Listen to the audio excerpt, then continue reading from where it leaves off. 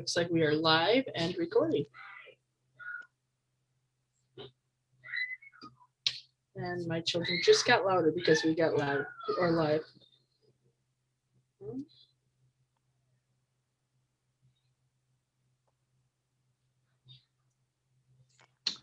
Okay, there we go. We're all set to go. All right. Good evening, everybody. I am Rachel Deppa. I am the board clerk for the school board, and I'm going to let the other members of the committee or the panel tonight introduce themselves, and then I'll go into a little bit about what we're here to discuss tonight. I can go next. Hi, I'm Jenny Rosno. I am another board member. Thanks for being here. Hello, I'm Jim Gerke, another board member, newest board member, just elected this year. Welcome, everyone.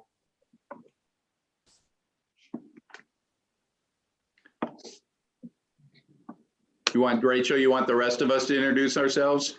Yeah, I think it'll be good for everybody to know who's on the call and who's who. Sure, absolutely. I can finish up the rest here. My name's Matt Shane. I'm the superintendent of schools. Barry Voigt, Delano High School principal. Joe Vio, Delano Intermediate School interim principal. Greg Hinker, elementary school principal. Harry Reeder, business manager.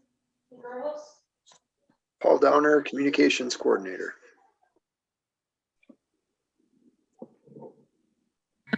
Excuse me, I'm Sarah Grotius. I'm the public health director for Wright County. I'm also a parent in the Delano district. So just a quick thank you to Sarah for joining us. The first topic of conversation was COVID, so it made sense to have Sarah here. It's really an open forum. We want to encourage people to share with us, be open, don't feel like you have to censor yourselves. We're just as nervous as you guys usually are. If you are watching on YouTube, Paul Downer, you can email him if you feel like you're ready to speak, and he can send you the Zoom link. You can see his name, it's Paul.Downer, and then just add at delanoschools.org, and he can get you that Zoom link over to join. We have 3 topics tonight. We have COVID, pretty broad topic, can cover pretty much anything. Budget reductions, as most of you know, the school is going into, I believe it's 3rd year of reductions. We are cutting about $500,000 this year. And that's a topic of discussion. And then the other one that's directly related to that is the possible levy that we are looking at to cover costs and just to maintain what we're doing at Delano schools and provide that education that we've been so known for. And so with that, I'm going to open it up to whoever would like to speak first.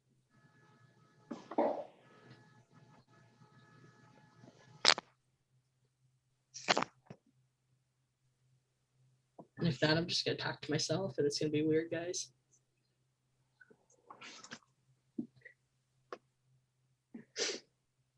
All right, well, until you guys are ready, we'll talk about a little bit about the reduction process. Delano has done a great job of trying to be fiscally responsible and cut out pretty much everything we can at this point. This is our 3rd year of big reductions. I believe we got $400,000 the first year.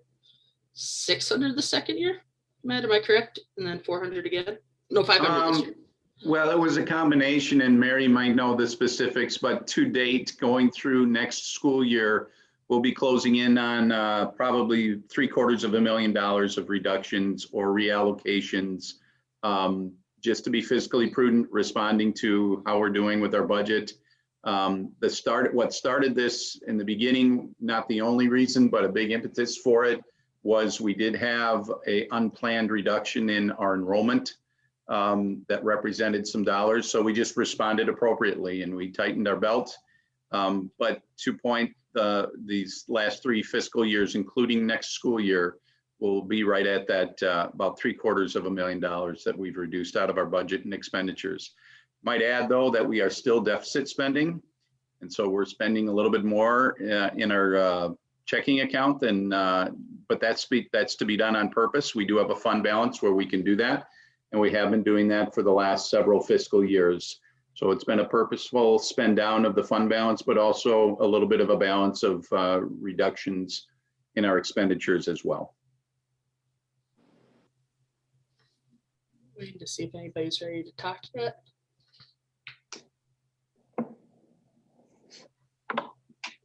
It's always a little awkward getting started. Oh, we got somebody. Rachel. Okay, so I have a question. Can I ask a question kind of on like the budget costs and stuff like that? Are you there? Did anybody get what she said? It was Yes, really, you can go. Yes, you can ask questions. So I think what she said is, can she ask questions about the budget and stuff? And absolutely, please ask your questions. But now I don't know that we can hear you now. Okay. Is it better or no? No, it's a little delayed. Okay, hold on. I might log off and then come back on. Perfect. Sheila, if that doesn't work, you can text your question over to me. I know you know my phone number. Or we can put it in the chat too. Tell her when she gets back on, yeah.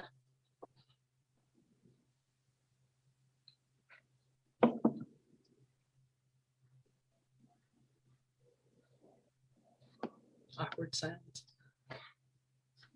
it's a listening session, so we're all just listening.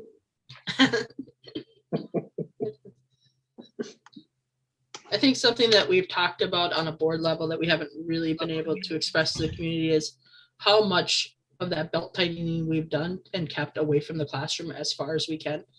And that's always been a priority of the finance committee. So going forward, that still remains a priority. But as we have to keep cutting, those issues become very real for us. Sheila, I think you're back. Okay, is it better? Our internet at home, they send us an email that says the internet's not working very well. It's It working now. sounds pretty- Okay, so I have a question regarding when you guys do budget cuts, what positions do you plan to cut for next year? And what positions, if none, what positions will not be filled if staff member plans to leave this year? Will it all So, be refilled? so Sheila, one of the things that we can't do tonight because it would be unfair to those positions is say what positions are going to be cut. The board hasn't made a decision. The finance committee hasn't come to a complete decision. It would be a really awkward time for people to find out that their position's being cut through this forum. And those decisions just haven't been made yet. Yeah, and I Okay, so when you find out what those, Sheila, can you type it into the chat and I can read it? sorry, it's glitchy. Yeah. Yep, I'll do that.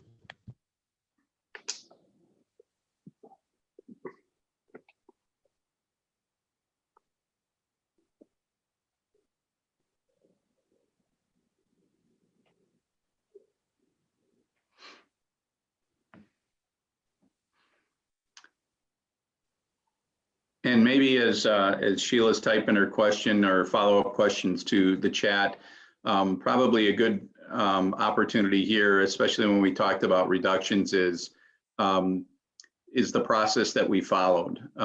As some people remembered about a fiscal year and a half ago, when we were looking at doing our second rounds of additional reductions, we facilitated a feedback process with all internal stakeholders and all staff members, and went through a pretty extensive opportunity for people to prioritize. And we did with all employee groups in the district, talking about ideas and just sharing ideas, prioritizing what's most important, what would be on that. And we've used that as a database.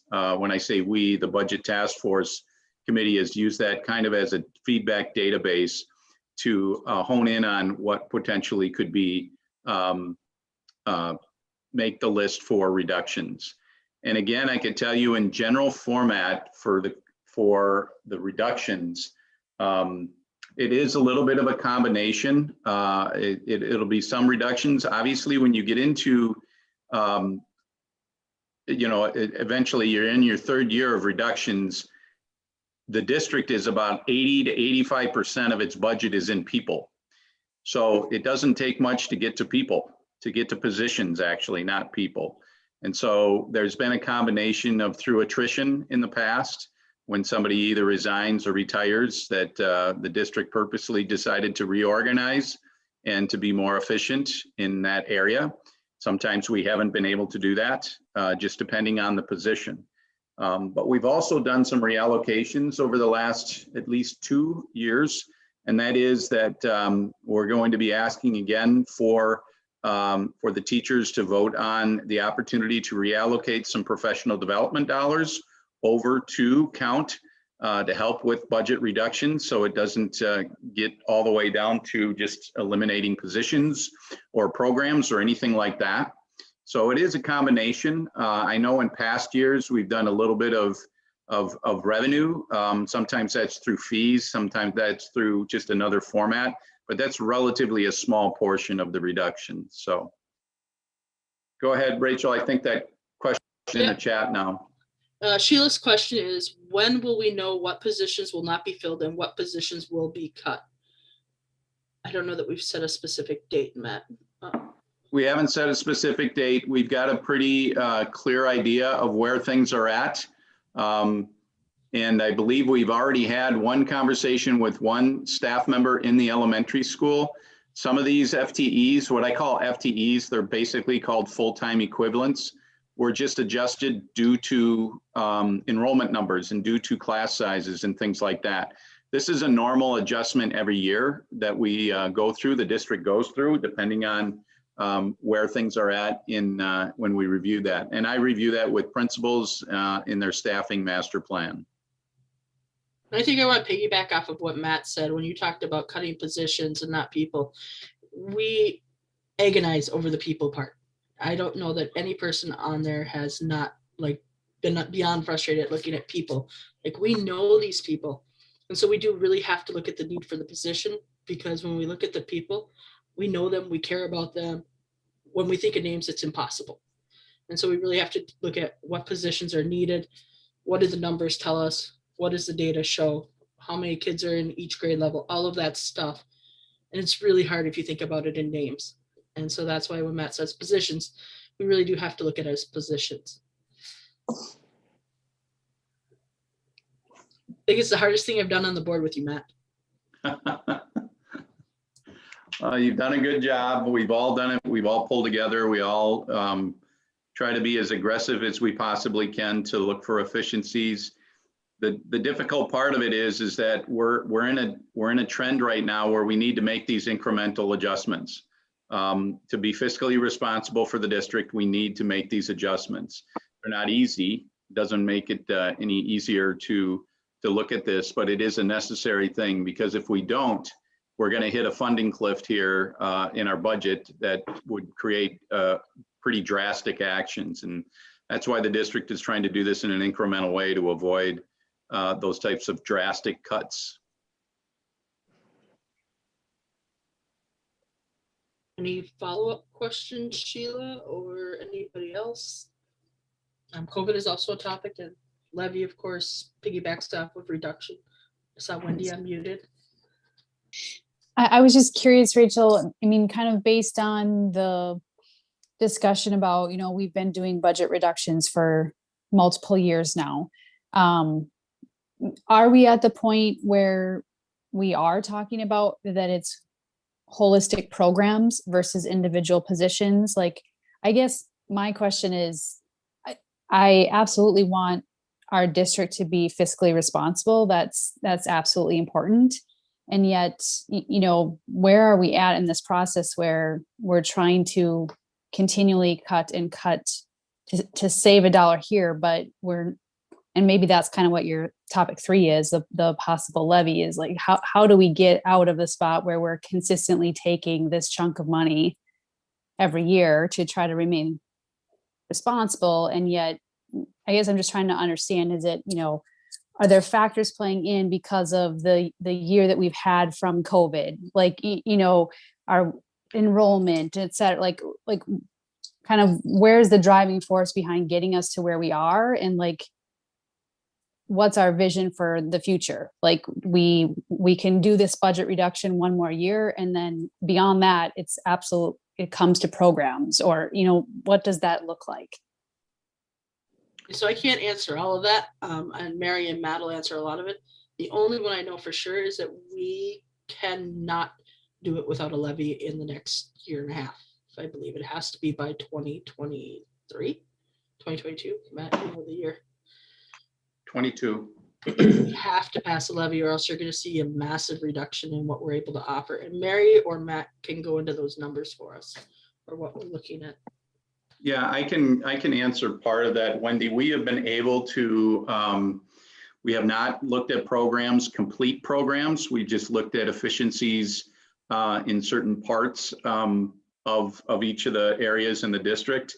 But it does come, you have a very good question as far as, okay, are we just going to be every year looking at budget reductions? Eventually, this is going to get to a point where, you know, where we're talking programs.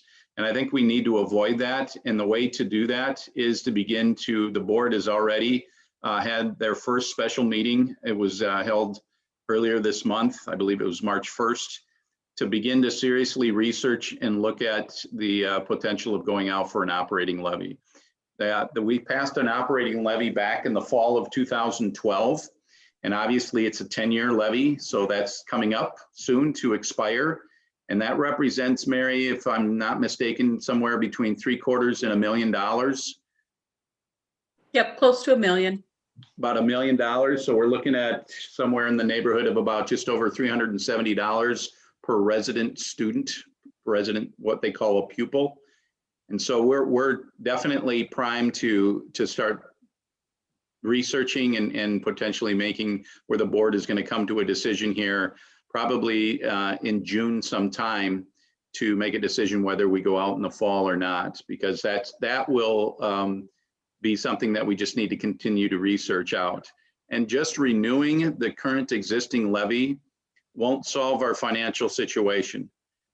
There's two other major factors that are involved there. One is obviously what would the community support in a potential levy increase, but the other is that we're pretty much holistically dependent on the state with regards to its funding. So we don't know what they're going to come up with. This is the biennium year where they have to set their budget for the next 2 years, and K-12 education is a part of that budget. But we just don't know where that's at yet. And obviously we won't know probably until the end of May. Mr. Shane or Mary, could you guys just real briefly speak to the enrollment numbers and the decline in the numbers that we've seen? Or like, I guess it would have been like 3 or 4 or 5 years ago where we had the increase and now we have the declining enrollment, and just explain how that impacts our budget.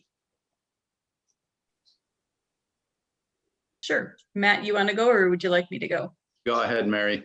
Okay, so the last few years, which has kind of brought along the issue of us having to start doing reductions, is that our enrollment has started to decline. We did have a demographic study done quite a few years ago, and at that time, Hazel Reinhardt, the woman who did the study, did tell us that we were at our peak. So we had high kindergarten numbers, and after that point, she said we'd probably start to see those decline. So that's where we're at right now. We're bringing in fewer kids in the lower grades, but we're graduating higher class sizes. So each year our enrollment has started to decline. This year we had, because of COVID, we lost a lot of students due to choosing to homeschool or go to other online schools or other districts or go to private schools. So it just was a little extra dip in the bucket this year. We do use a 5-year projection model that forecasts out what our undesignated fund balance is going to be in the future years. And in the past couple of years, we've been staying pretty much the same, saying we need to decrease about $500,000 going into our next school year. We're continuing to go that road, even though we did have lower enrollment this year. But we did take advantage of some attrition going into this budget year based on the fact that we could do so because positions changed and we rearranged things. And it actually helped us in the long run once we realized that we were gonna have such a drop of in enrollment this year. So that was an unexpected bonus for us, but we just take advantage of attrition when we can, especially when it's related to class sizes based on enrollment.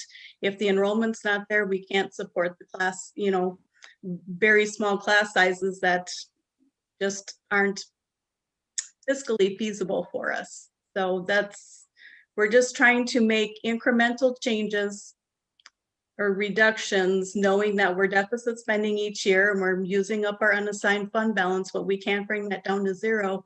Otherwise the district could be in, you know, dire financial straits. We're just trying to be responsible and do the best we can with what we have. And enrollment is our funding source. It determines how much we get per student for state aid, as well as for the property tax levies. Everything is tied to their number of students. And just, you know, Mary had mentioned this year, obviously we had an anomaly. We had a number of parents or a number of families that decided to either homeschool or seek another alternative. I think a majority, and we're looking at predominantly what, Mary, around 50 students. Most of them opted for homeschooling. We fully expect, and we are planning on those parents to return to the school district. They have stated that once things go back to normal, for obvious reasons. So we're looking forward to hopefully next year gaining that enrollment back so we can be back to, it's difficult to forecast out when you have a little bit of an anomaly like that, where it's hopefully just temporary.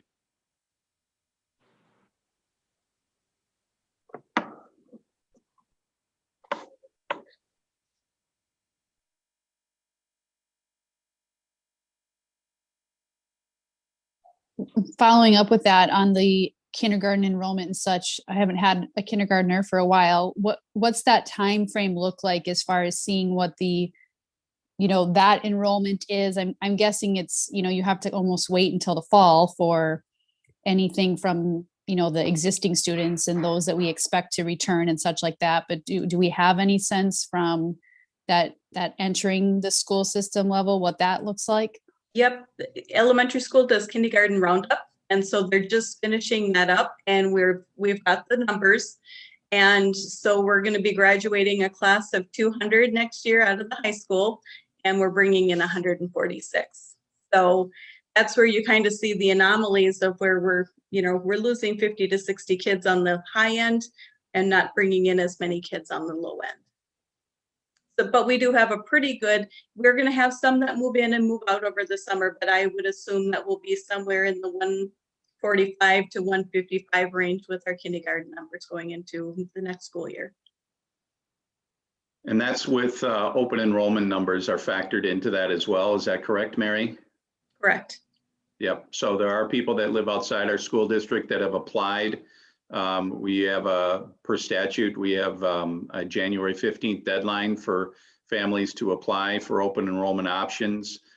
We always do tend to get some families that decide to open enroll to our district from other neighboring districts. And that number is always figured into that. And we're just finishing up that process. So we're getting a handle on how many are coming into our district as well. But Mary mentioned that's been the pattern for the last, there's a bubble that's coming up starting into the secondary school, 7, 8, 9.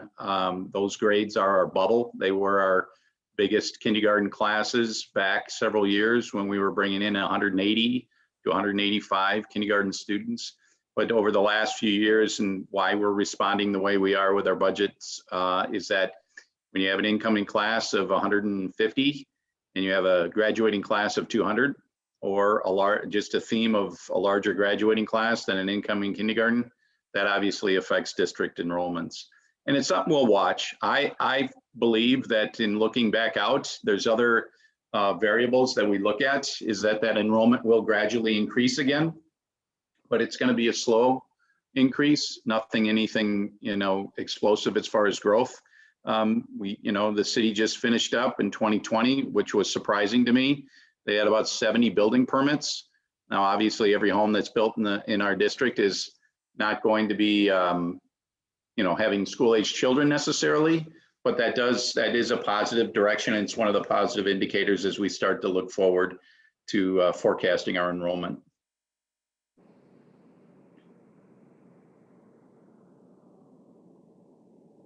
Do you have a follow-up question, or maybe it's not even a follow-up, it's in the chat. And it asked, how many years of declining enrollment do we expect, and when do we expect it to level off or grow? That's a good question. I think we're right in the, most districts will do a projection, enrollment projection study, like Mary had mentioned, Hazel Reinhardt. That was been probably back in 13, if I'm not mistaken, 13 or 14. So we're getting close to having to do another study to look at birth rates, to look at migration. And basically what it does is, just real briefly, the short answer to your question is we don't know specifically. Like when you forecast out a budget in public education, you go more than 2-3 years beyond a state biennium budget, it's not the clearest. It's the best we can project, the best we can forecast. But basically what we want to make sure is that the study will break it down into, there's like 4 major categories, and it's under 2 major variables. One is called migration. How many people are moving into our district that potentially would be school-age children coming into the district? And the other is kindergarten numbers, and projecting literally by birth rates. They mine the data of the county levels, and they look at all of those types of variables and data points. And we were in the first half of that study trending somewhere in high kindergarten and high migration rates, and low kindergarten, but still higher migration. And so we were in the medium to high growth rate. We have now slipped down into about the medium to low growth rate. And that's what we've been experiencing over the last few years. So really, for us to do a scientific answer to that question, we'd have to facilitate another study.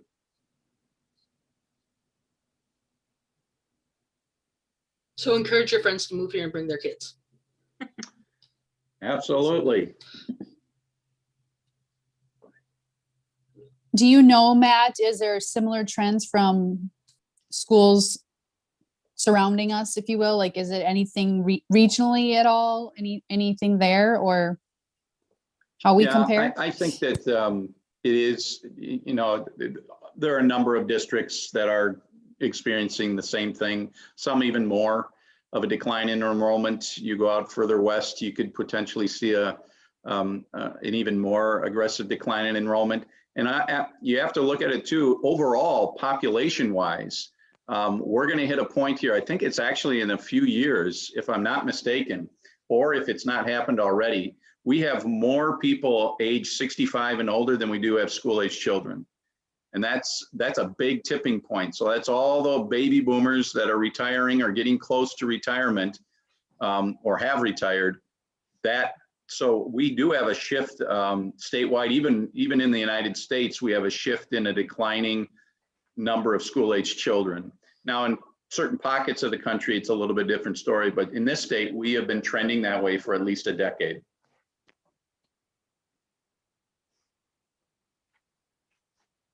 So it's not just a Delano thing. Another short answer to that. I'm going to throw out a question just because I'm getting it in text. If we are struggling, why do we allow open enrollment? And I think that Mary can explain how open enrollment actually brings funding into the district versus what people think are happening. There are districts that are winners and losers in the open enrollment game. And what that means is if you have more students that leave your district than you bring in from other districts, you're a losing district. Delano is the opposite. We do lose students. The majority of our kids that leave do go to the Orono School District, but we do bring in more students from other surrounding school districts than we have leaving Delano.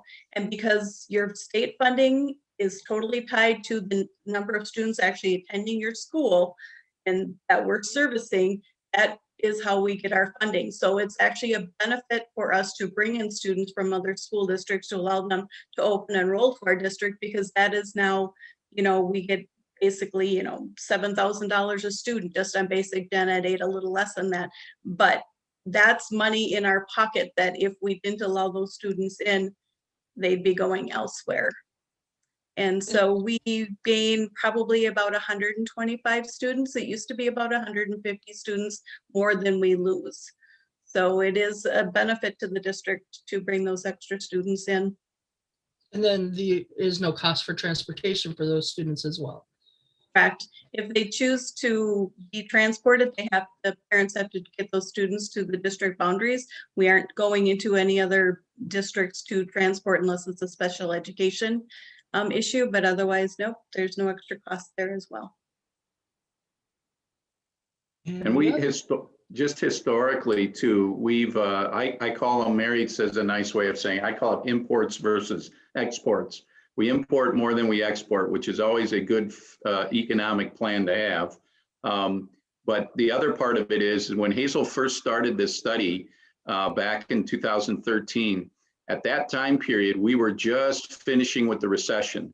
And we actually did pretty well. We had to go through some reductions. Every school district had to go through reductions during the great recessions of the years of 8, 9, 10, 11. But the other part of it that helped us is that our open enrollment went from 7% to 14%. And that helped us really soften the blow with regards to how much reductions we had to make at the time.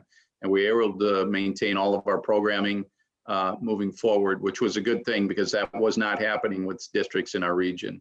I believe that open enrollment now has trickled back down. It's not quite at 14%. We've come down. I would guess we're somewhere around the 10% mark, maybe even a little bit lower. But I would say right around that area now is what we've been performing lately. So from a budget perspective, would we be correct to assume that there are no raises or bonuses being given to the administration at this point in time or in the future? That is, all employee groups are, well, I should say most employee groups in the district, in public school districts, are negotiated through a bargaining process. And so it's a collective bargaining process that is by state law that gets negotiated. Obviously, when the districts all enter into those, usually those contracts are 2 years in length, and they're negotiated through by state law. We bargain those. Obviously, the district brings into their financial situation when we do negotiate. Usually, the school board, depending on what contracts there are and the size of the contracts, the school board will usually give the negotiating team some parameters on what we should be able to negotiate. So there are bonuses and raises being given to the administration then during this time period? No, that I believe the administrators are in their second or first year, their 2-year contract. Are they in the second year? We're in their second year. That was collectively bargained back a year and a half ago, I believe.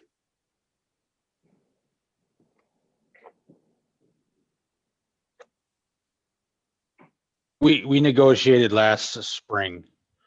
Is that what it was? Okay. It's the first year Yeah, so of this the is year one. contract.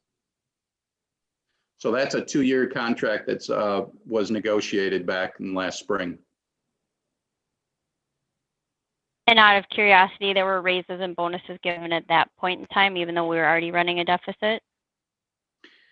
I'd have to go back specifically, but I'm not sure what you're referring to as bonuses. If you're referring to bonuses like, you know, with the business, you have the end of a fiscal year, there's a bonus that's given. That's not at all the case in public schools and public sector. The contract was negotiated, salaries and benefits were negotiated, and I believe there was an increase in salaries, but it was within the budgetary parameters that the district had set.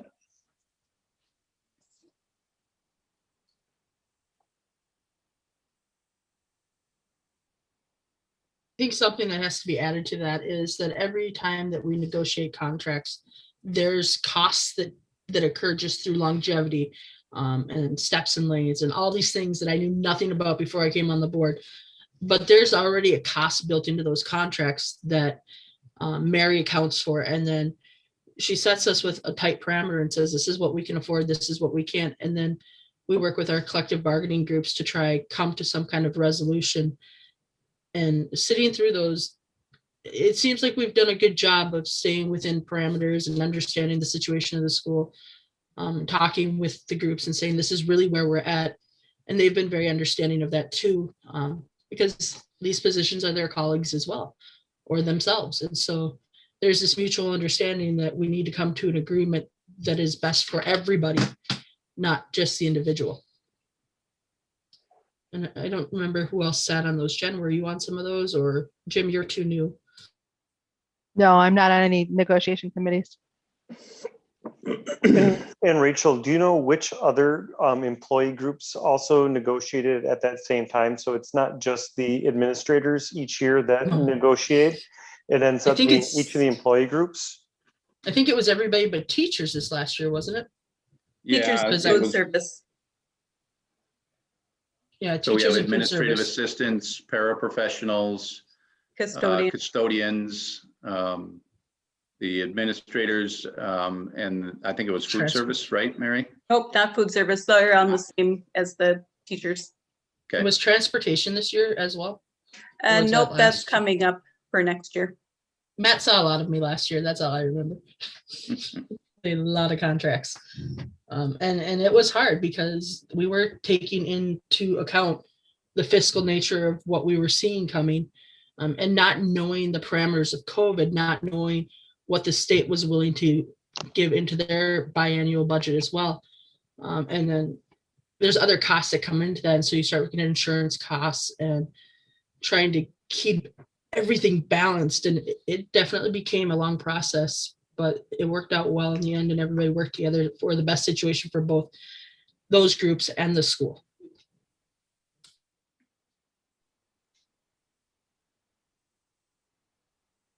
Anybody else?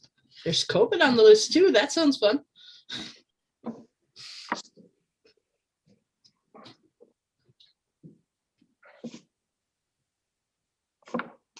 Since Sarah was kind enough to join us, maybe she'd give us an update on what normal might look like next year. I can try. Thanks, Jim, for the setup. So it was probably many months ago. I remember having a discussion with administrators what this might look like. And I think we saw a glimpse of it about a week and a half ago with the announcement about the kind of outbreak in Carver County. So prior to COVID, schools were kind of used to, in the winter months, there might be like a norovirus outbreak or a flu, kind of a high spike in flu cases or flu-like illness in a school. And it's not unheard of for schools to close for a few days to clean and let sick kiddos be sick at home. And it's kind of what we'll probably see as sort of the tail of this virus. So as more people get vaccinated, but we have a portion of the population that cannot be, that are in school, if we start to see circulating virus, you're going to see, conversation between the state and the schools will know, hopefully from communication with parents, that there's an uptick, and then some type of control measures put in place, whether it's asking for distance learning days, or in the case of Carver County, it was identifying some of the transmission routes and having conversations with those groups. And it'll be a rather localized approach. And I think we're just starting to figure out what that will look like. So as far as vaccinations, we are at 74% as of today of our seniors 65 and older in Wright County vaccinated, and over 70% for the whole state. So that bodes really well. We have only 17% of our population that's vaccinated, and while Delano may have flipped from older folks versus school age children, we actually as a county are very young. So we're going to have a significant portion of our population that's not vaccinated for a while until we find the opportunity to vaccinate them when those probably Moderna and Pfizer will be approved first, because they're the ones currently conducting studies in 12 through 17-year-olds. And then as that group gets vaccinated, there'll be more research studies through the next younger and the next younger. So it will take a long time to get to all of the kids. And I'm much like any vaccine, will have a portion of the population that chooses to opt out of it. And I don't expect that to change in the state of Minnesota just because of COVID. So there will always be some type of conversation about, you know, how kiddos are feeling, and communication with your school nurses like we would have during most illness seasons. And other than that, I think as we move on, then it will be, as long as things that don't exist in my non-existent crystal ball don't develop. I mean, I think that we're keeping an eye on variants and some of those concerns. It's learning about whether or not we need boosters, whether or not this becomes something that we normally do. But hopefully there is, for the school environment, a pretty significant return to normal as we're able to at least allow for vaccinations. And obviously, I think we learned that you can be fairly safe with the mitigation strategies in schools. And the biggest struggle was for staff. Now that staff are vaccinated, and also the big carrot with vaccinations is you don't have to quarantine if you have an exposure, that they will stay staffed for schools.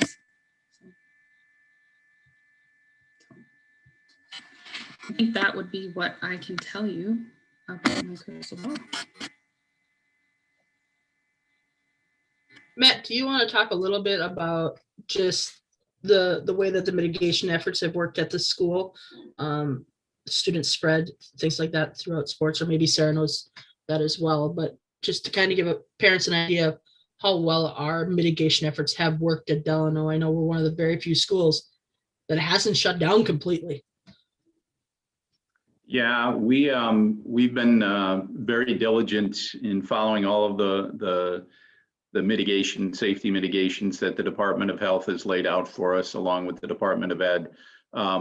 Actually, we've learned, and Sarah can definitely fill in more blanks. What we've learned through this whole process is that schools are probably one of the safer places to be because we're following all of the rules. We were distancing when we needed to. We were obviously in different learning models. But even with the elementary, I believe the elementary was only in hybrid for about 3 to 3.5 weeks. And then ever since then, we've been in person. So we've been very successful. We don't have any documented school transmission. We know that it's affected our school with quarantines because of just what happens out in the community. And it is a community spread virus. So, but we've been very, very diligent with that. I'm very proud of our staff who've stayed very meticulous about maintaining safe learning environments in their classrooms. And it's one of the reasons why we were probably able to come back in person with now our entire district sooner than a number of districts, especially to the east of us.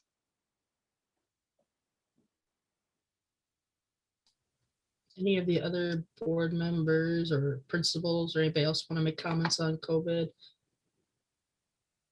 I get to talk a lot. Somebody else can talk. Or any of the parents. Oh, Jenny unmuted. No particular comment. I think honestly, I think everyone at the schools has done an amazing job. One thing I would call out is that with all of the sporting events and plays and everything starting up, I just think at the high school, they've done a phenomenal job of organizing that and ensuring parents can go and see events as appropriate. And I just say kudos to really managing that well. And allowing a lot of that to move forward with I would say pretty little interruption to day to day. There have certainly been quarantines and everything, but I feel it's gone really well. So just thank you.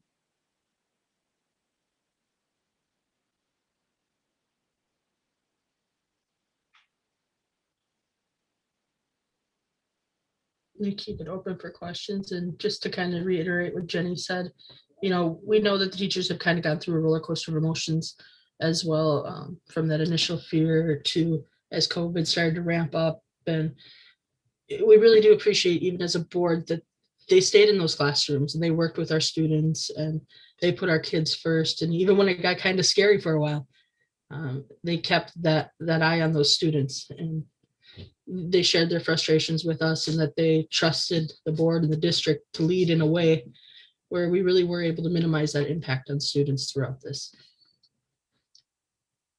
Any other questions? Because eventually I'm just going to throw it to Matt to talk a little bit about the levy, and I'm sure he's excited. One of the things that I would like to add on, we're getting some phone calls from the parents of our incoming kindergarten students that are worried about what the upcoming school year what that's going to look like. Now, I think with the mitigation strategies that we have in place, they are really effective. But one of the things to note for the parents is that the school day for our children is not really all that different than it was in the past, with the exception of the face masks. We have a number of things in place to keep our students and our staff safe, but it really hasn't drastically changed the school day. And I think people are, especially of our incoming kindergarten students, are nervous, like, what's it going to look like next year? It's still an elementary school. Our students are in school every day. They're sharing, they're talking, they're working with their teachers. So with some really minor tweaks to our day, to our schedule, to our seating charts, we've been able to keep the students really safe at the elementary school, but it still is a wonderful experience. So, to some of those kindergarten teachers that might be those incoming kindergarten families, if you're on the fence, just please send those kids into school. We would love to have them. And the school year is not really all that different for the students once they're in the school. It's a pretty normal elementary experience.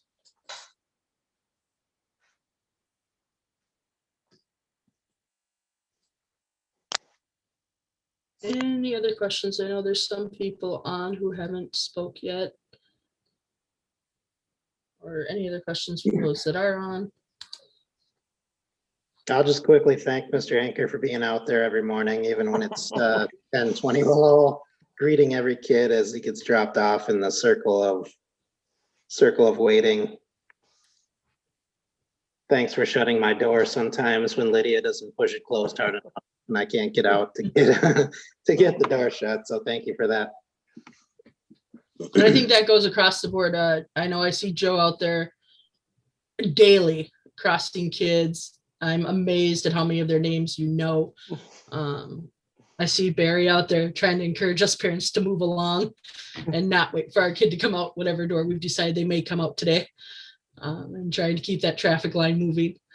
And so it does mean a lot to parents to see you guys as administrators out there doing those jobs that just aren't fun sometimes when it's freezing and raining, but to see you out there and the way you guys have increased the speed of those lines and really taken that really long wait at the beginning of the year and made it quite short. It's impressive. So the one thing I want to see return to normal is the traffic patterns on campus. And Mr. Hinker, I'm surprised that you didn't call me because my kid crossed the wrong way on his bike with his friend. Does anybody? Yeah, I know, Mr. View. Do we know if the safe routes to school stuff is moving at all? I know that I don't know if that got sidetracked with the pandemic, but. Yeah, well, and I'm on the Safe Routes to Schools committee, and we're looking at some potential strategies that might help. I think right now the biggest thing has been is that, we started off with buses being only at 50% capacity. So that just increased the traffic on our campus immensely to begin the year. And I don't know that we've gotten back to, normal bus ridership as a result of that. So, if and when we get to that point where parents are sending their kids on the bus in a quote unquote normal year, it should certainly move that direction, which will definitely help. We've been talking, obviously, there's going to be a change with a roundabout out on County Road 30 coming into place. And so that could help things.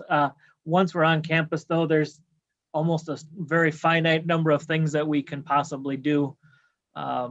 It'd be awesome if there was a pedestrian bridge over Tiger Drive for those, 15 minutes in the morning and 15 minutes in the afternoon, but I don't know that that's a reality right now. So, but we're looking at and doing some studies on it for sure.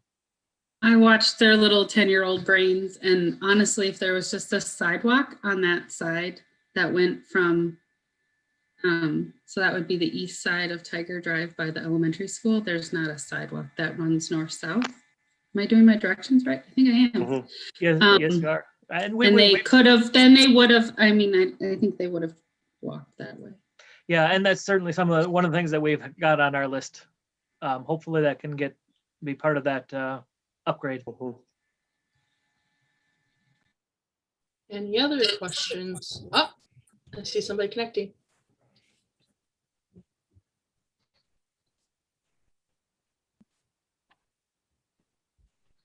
Anybody else like to ask a question? See, we have somebody new on. Oh, I muted.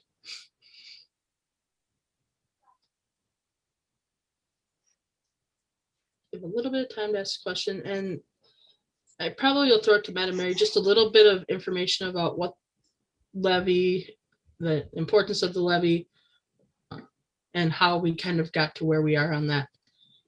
Matt's way better than I am.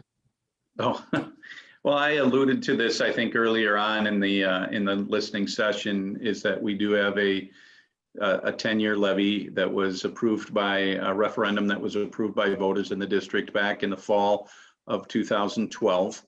It's a 10-year levy, so it represents about $1 million of revenue for the district to continue programming and continuing its operations.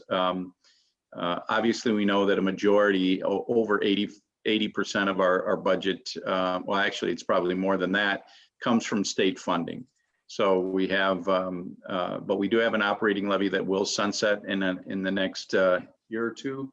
And that the board is, we're beginning to do some serious planning and going out and doing some research and making sure that we get all the information to the board. The board eventually will make a decision, probably sometime in June, with regards to whether the district should go out to facilitate an operating levy referendum for the fall of 2021. Obviously, we know that $1 million is a lot of money to a district our size. We run about total budget of about $28 million, and $1 million on top of what we've already been adjusting is crucial. So it's a big question. It's a big topic to research greatly, and we're going to be facilitating a scientific study here, probably in the next about 3-4 weeks, to our community members, and just to get an idea of where folks are at with regards to topics that would include an operating levy in the fall. And I think it's super important that we explain, and I've heard this, is the difference between a referendum and an operating levy. Because what we hear is, well, you just got that referendum. Those dollars were only for building. They are not for operating the school. And I think Matt or Mary even probably could explain better how we have different accounts and there's not always a lot of movement between those accounts and things are restricted. Yeah, actually, they're both considered to be referendums. But the best way to explain it is that you can referendum for a bond, and a bond is for building. Levy is for learning. So operating levy is to go towards operations of the district. For example, we back in 2007 passed an operating levy for a new building to be built. Well, obviously the new building was never built at that time. So the board did not authorize that new levy because the levy was to help operate the building. So a bond is for building and levies are for learning. Anything else there, Mary, or? Nope, that was perfect. Oh, I get an A from the business did. manager. That's good. And at this point, the levy that we're looking at is to maintain. It's not to add anything specific at this time. We're trying to maintain the educational standard that we've set. Right, and I think it's yet to be decided. Obviously, we're in the very beginning stages. The board we don't have all of the information yet to look at what that amount will be to maintain or where we're at. That's to be determined probably over the next 3 months.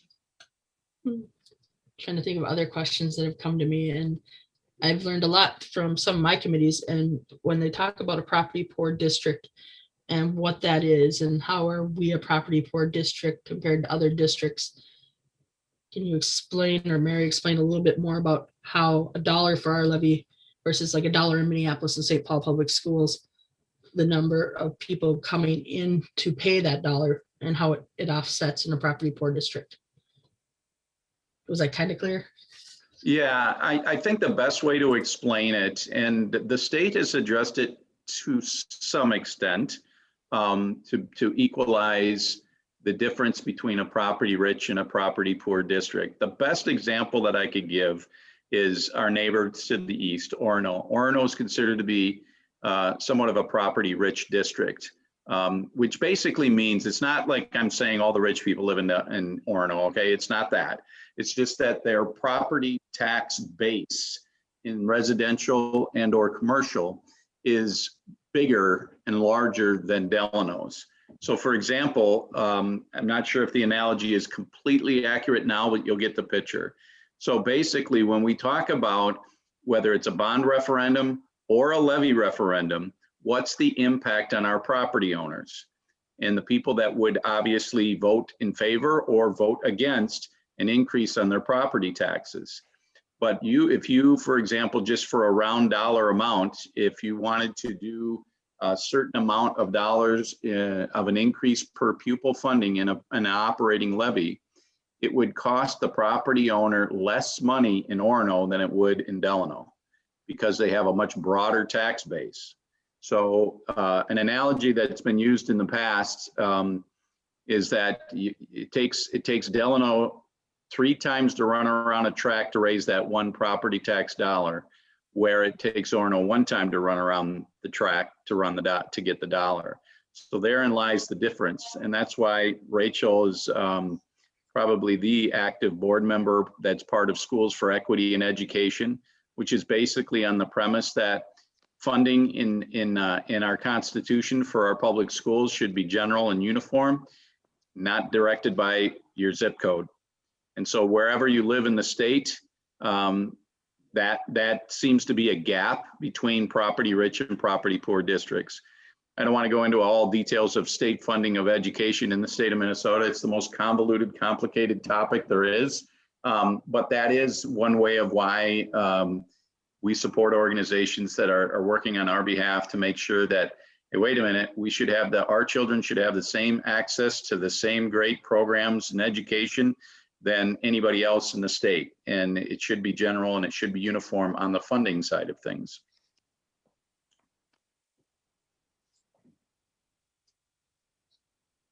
So we're coming up on an hour, so I'm going to give one last chance for questions for anybody who's on. And then if there's no questions, I'm going to open it up to anybody else on the panel if there's something that they're like, I have to say or got missed.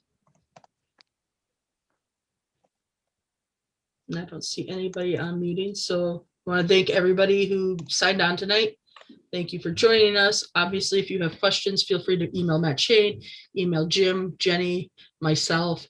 If it's a building related question, find your newest or closest principal and pick him. They tend to know better what's going on in your building than I do. And thank you for joining us. I hope we were able to answer some of your questions, and feel free to reach out.